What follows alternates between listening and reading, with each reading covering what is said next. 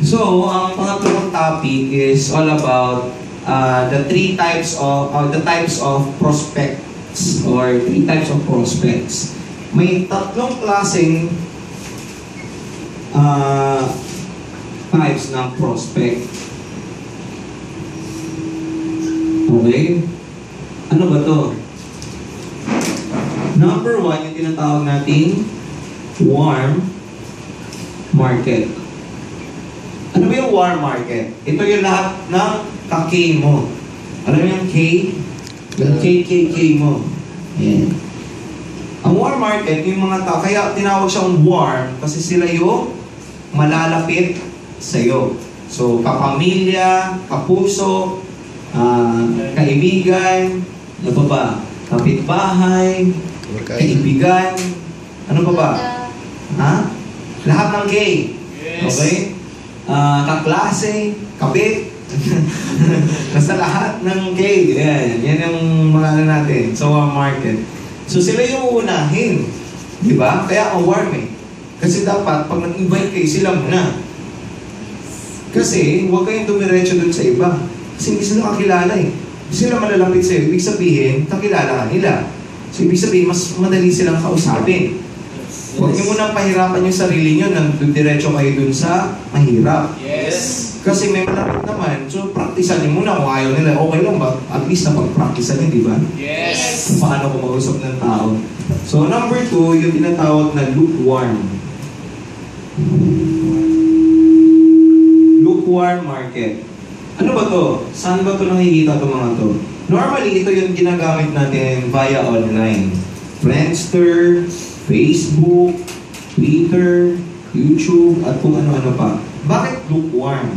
Kasi, pansin nyo, kahit sa online, kahit hindi tawag yan, kahit bago mo siyang ad sa Facebook, parang nakikilala mo na agad siya. Yes. Alam mo bakit? Kasi nakikita mo yung profile niya, nakikita mo yung pictures niya, parang nakikita mo yung buong story ng buhay niya. Yes. Okay? So, kaya lukewarm. Alam niyo yung lukewarm? Di ba alam niyo yung lukewarm na tubig? Yes. Medyo mainit, na medyo tama-tama lang. Okay? So, pangatlo, so ibig sabihin pala sa lukewarm, pwede after ng warm market, pwede na kayo dumiretso sa lukewarm. Ang mahirap is ito. Yung cold market. Bakit cold? Ang term cold, malamig. Yes. Okay. Walang tawag yan. So, ibig sabihin, ito yung mga taong strangers sa inyo. Yung hindi nyo kaano-ano. Bigla yung lalapitan, sabihin, sir, gusto mo extra income? Diba? Sir, baka gusto mo umita? Sir, baka naghahanap silang part-time? Okay, sila yung cold market. Di ba mahirap yun? Yes. Doon halos lahat ng rejection. Ay, ayaw ko yan. Kasi bakit? Sasabihin ng tao na pinagsabihan mo, hindi naman kita kilala, hindi kita ano-ano. Baka mapano pa ako dyan, baka mapahamak pa ako sa'yo. Di ba? Yes. So, kaya mahirap. Sa cold market, dito nyo mararanasan yung flyerings, di ba, surveys, kung ano-ano pa. So, I advise, sa prospecting, kailangan nauna to. Pangalawa to, pangatlo to. Okay, huwag yung unahin to. Kasi pag dito kayo nauna, ito una yung ginawa, talagang ako na magsasabi, madi-discourage kayo. Sasabihin nyo agad, mahirap ang networking. Okay? Mahirap pala yung in-line. Okay? Kasi bakit? Dumiretso kayo sa hard. May easy nga, ito, ano ba? Easy, medium, hard. Parang ganun ba? Yes. So, ibig sabihin, unahin mo na ito madali. Kung nahihirapan kayo sa madali, baka dito yung market nyo. Kung hindi naman dito sa lugar, baka nandito. Yes. Baka dito, sobrang bait mo, hindi mo makuha-kuha itong mga pamilya mo. Dito naman, hindi ka mahilig sa computer. Eh, makapal mukha mo, hindi dito ka.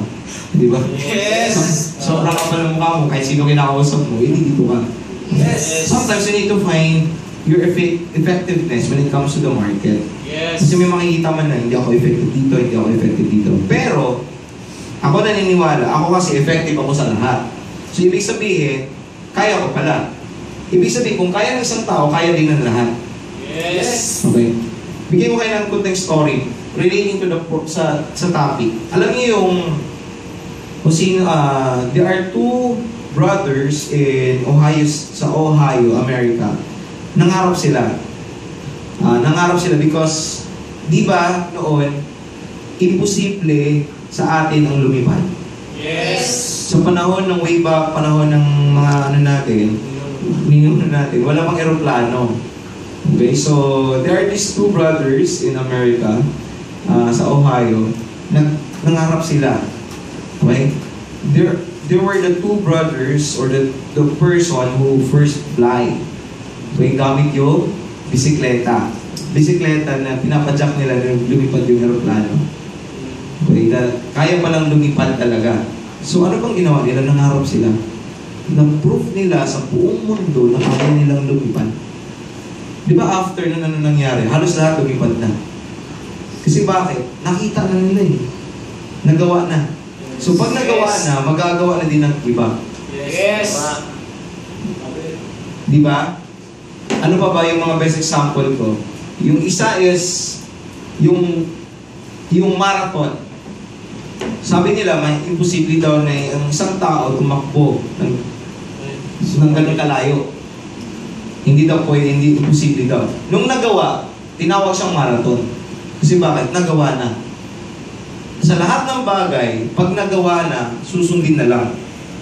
Pero pag hindi pa nagawa, yan, mahirap yan. At dyan nag-fall ang company natin. Kasi bakit? The only company na sumubok na ito ang ganitong klaseng produkto at ito klaseng linya ang ginagawa natin na business. So, ibig sabihin, sa industriyang ito, we will be the first company na mag-break sa record or unang gagawa, first attempt na sa industriya. So, ibig sabihin, wala pang kumita dito ng milyon. Papunta pa lang kayo doon. Yes. So, ibig sabihin, pag ito naging successful after a few years from now, ibang company magtatayo din. Definitely. Pwede pala. Pwede pala ganito product. Pwede pala ganito. Hindi pala imposible. Posible pala. Okay. Doon pa rin na marirealize yan pag tapos na tayo. Yes. So, ibig sabihin, make sure, i-grab mo yung opportunity na tayo nag-uumpisa ngayon.